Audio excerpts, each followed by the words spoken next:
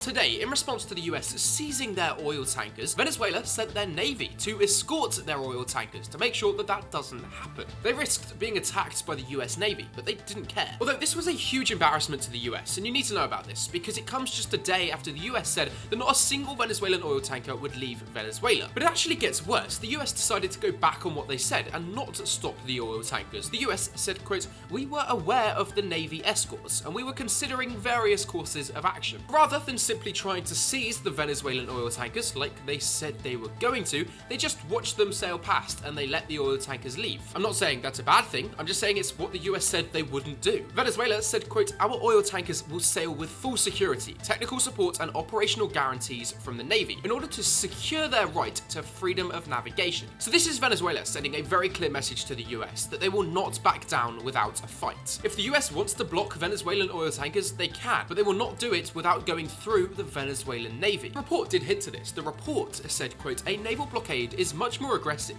Once you impose a naval blockade, you are not far away from using kinetic force." Venezuela, with them doing this today, it shows that they are not afraid of the US, and they are prepared to fight against the US. This also really doesn't make the US look good. It sends a very clear message that the US will not follow through with what they say, because they're possibly afraid of fighting Venezuela. The US warships off the coast of Venezuela, which were meant to be blocking these Venezuelan oil tankers, literally watched them sail past. They didn't do anything because the Venezuelan Navy was escorting them. It's not a great look, and nobody is talking about this.